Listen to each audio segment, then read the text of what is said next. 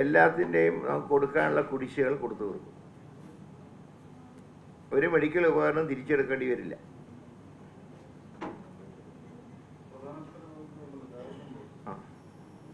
നമുക്ക് ആരോഗ്യത്തിൻ്റെ കഴിഞ്ഞെങ്കിൽ വ്യവസ്ഥയിലേക്ക് കിടക്കാം.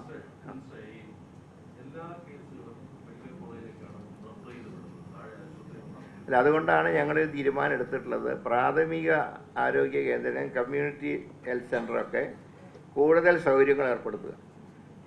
എങ്കിൽ തന്നെ എല്ലാത്തിനും മെഡിക്കൽ കോളേജിലേക്ക് അയക്കുന്ന സമ്പ്രദായം നിൽക്കും. പിന്നെ അതോടൊപ്പം നേരത്തെ വിട്ടുപോയൊരു കാര്യം കൂടിയുണ്ട്. UDF സർക്കാരിൻ്റെ കാലത്ത് അന്ന് അനുവദിച്ച മെഡിക്കൽ കോളേജുകൾ 2 നിർത്തലാക്കി. തിരുവനന്തപുരം, ഹരിപ്പാടും. അത് രണ്ടും പുനരാരംഭിക്കാൻ തീരുമാനിച്ചിട്ടുണ്ട്. മറ്റ് മെഡിക്കൽ കോളേജുകൾ പ്രവർത്തിക്കുന്നുണ്ടെങ്കിലും അതിപ്പോഴൊരു മെഡിക്കൽ കോളേജ് ആയിട്ടില്ല. ധാരാളം പരിമിതികളുണ്ട്. അതിലേറ്റവും പ്രയാസം നേരിടുന്നത് വയനാടാണ്. വയനാട് UDF സർക്കാരിൻ്റെ കാലത്ത് 50 ഏക്കറോളം സ്ഥലം ശ്രീ MP വീരേന്ദ്രകുമാർ സൗജന്യമായി അന്ന് സർക്കാരിന് വിട്ടു നൽകി. അവിടെ ആശുപത്രിക്കുള്ള തറക്കല്ലിട്ടു. ശ്രീമാൻ ഉമ്മൻചാണ്ടി തറക്കല്ലിട്ടു. അതേ സ്ഥലത്ത് ഭരണമാറ്റം ഉണ്ടായപ്പോൾ ശൈല ടീച്ചർ ഒരു തറക്കല്ലും കൂടി ഇട്ടു. അപ്പോഴേക്കും പ്രളയം വന്നു.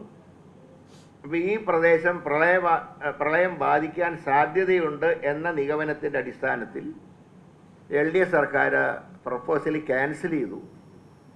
പിന്നീട് 2021 ഇലക്ഷൻ്റെ തൊട്ട് മുമ്പ് മാനന്തവാടി ജില്ലാ ആശുപത്രിയെ മെഡിക്കൽ കോളേജാക്കി പ്രഖ്യാപിച്ചു.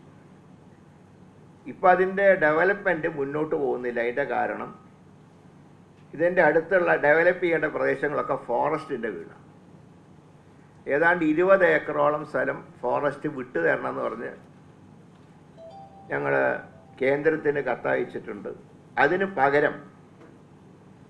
പകരം സ്ഥലം ഞങ്ങൾ കണ്ടെത്തി കൊടുക്കാം, ഫോറസ്റ്റിന് കൈമാറാൻ എന്നൊരു നിർദ്ദേശം കൊടുത്തിട്ടുണ്ട്. ഇതുവരെയായിട്ട് പെർമിഷൻ കിട്ടിയിട്ടില്ല. പക്ഷേ ഇപ്പോഴും വീരേന്ദ്രകുമാർ വിട്ടുകയെന്ന 50 ഏക്കർ ഞങ്ങളുടെ കയ്യിലുണ്ട്. പക്ഷേ ഈ മാനന്തവാടിയിൽ നിന്ന് മാറ്റിക്കഴിഞ്ഞാൽ മറ്റ് പ്രാദേശിക പ്രശ്നം, ഒന്നാമത് സ്ഥലം സെലക്ട് ചെയ്തതിന് തികച്ച അശാസ്ത്രീയമായിട്ടാണ് സ്ഥലം സെലക്ട് ചെയ്തത്. പക്ഷേ ഒരു സർക്കാർ പ്രഖ്യാപിച്ചു എന്നുള്ളതുകൊണ്ട് വേറെ സർക്കാർ ക്യാൻസൽ ചെയ്യുന്നത് ശരിയല്ല. ഞങ്ങൾ ഇത് ഡെവലപ്പ് ചെയ്യാൻ നോക്കുന്നുണ്ട്. അതിന് ഫോറസ്റ്റ് കൂടെ സഹായിച്ചാൽ മാത്രമേ അതിൻ്റെ കാര്യം ഞങ്ങൾക്ക് മുന്നോട്ട് കൊണ്ടുപോകാൻ കഴിയുള്ളൂ.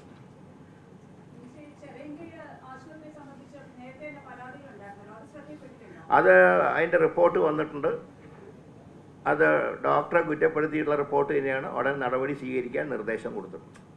അത് മാത്രമാണ് എനിക്ക് കിട്ടിയ റിപ്പോർട്ടിൽ ഡോക്ടറെ ഭാഗത്ത് മിസ്റ്റേക്ക് ഉണ്ടായതായിട്ട് സൂചിപ്പിച്ചിട്ടുള്ളത്. നടപടി എടുക്കാൻ ചുമതലപ്പെടുത്തിയിട്ടുണ്ട്.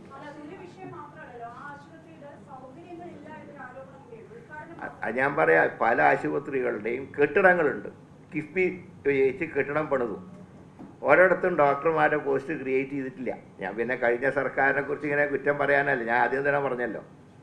ഏതായാലും ഞങ്ങൾക്ക് കുറേ കെട്ടിടങ്ങൾ കിട്ടിയിട്ട് അതിലൊക്കെ ഡോക്ടർമാരെ പോസ്റ്റ് ക്രിയേറ്റ് ചെയ്യാൻ തീരുമാനിച്ചത്, ഡോക്ടർമാരെയും സ്റ്റാഫിനെ. അപ്പോൾ ആ കെട്ടിടം പ്രവർത്തിക്കാമല്ലോ.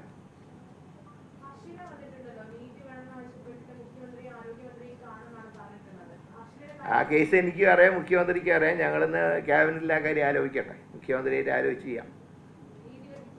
തീർച്ചയായിട്ടും അല്ല, അത് നോക്കാം, അത് പരിശോധിക്കാം. അതിൻ്റെ പ്രൊവിഷൻ പരിശോധിച്ചുകൊണ്ടിരിക്കുന്നു. അതുകൊണ്ട് അങ്ങനെ ചെയ്യാൻ കഴിയുന്നുണ്ടെങ്കിൽ ചെയ്യാം. അതിപ്പോൾ അന്ന് CM ആയിട്ട് ആലോചിക്കട്ടെ. ഞാനതുകൊണ്ടാണത് അതിനെക്കുറിച്ച് ഓപ്പൺ കമൻറ്റ് ചെയ്യാത്തത്. അതിൻ്റെ നിയമവശം കൂടെ നോക്കണം. ഏതായാലും അവർക്ക് അങ്ങനെ തൊഴിൽ കിട്ടാൻ സാധ്യതയുണ്ടെങ്കിൽ ആ വശം പരിശോധിച്ച് കൊടുക്കാം.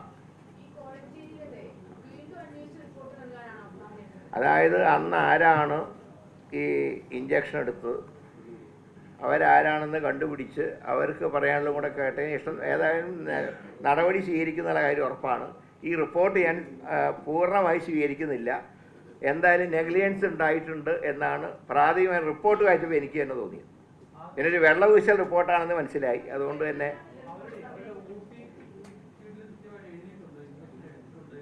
ഇഞ്ചക്ഷൻ എടുത്തതല്ല യാഥാർത്ഥ്യമാണ്. അതായത് ഇഞ്ചക്ഷൻ എടുത്തത് 2023 ഈ 3 വർഷത്തിനിടയ്ക്ക് അവർ ഇതുവരെ ഒരു കംപ്ലൈൻ്റ് ആയിട്ട് ആശുപത്രിയെ സമീപിച്ചിട്ടില്ല എന്നാണ് എനിക്ക് കിട്ടിയ റിപ്പോർട്ട്. അപ്പോൾ അതുകൊണ്ടാണ് പറഞ്ഞത് ഈ 3 വർഷത്തിനിടയ്ക്ക് അവർ മറ്റു വല്ല സ്ഥലത്തും പോയിട്ട് ഇഞ്ചക്ഷൻ എടുത്തോ എന്നൊക്കെയാണ് ഇതിന് സംശയം പറഞ്ഞിട്ടുള്ളത്. ഏതായാലും സംശയത്തിൻ്റെ ആനുകൂല്യം നൽകുന്നില്ല. അന്ന് ഇഞ്ചക്ഷൻ എടുത്ത ആരാണ് അത് കണ്ടുപിടിച്ച് റിപ്പോർട്ട് ചെയ്യാൻ പറഞ്ഞിട്ടുണ്ട്. എല്ലാ റിപ്പോർട്ടുകളും കിട്ടിയ ഉടനെ അങ്ങനെ അത് അംഗീകരിക്കില്ല. ഈ റിപ്പോർട്ട് എനിക്ക് വിശ്വാസമായിട്ട് തോന്നിയിട്ടില്ല. അതുകൊണ്ടാണ് ഞാൻ പറഞ്ഞത് അംഗീകരിക്കാൻ ബുദ്ധിമുട്ടാണ്.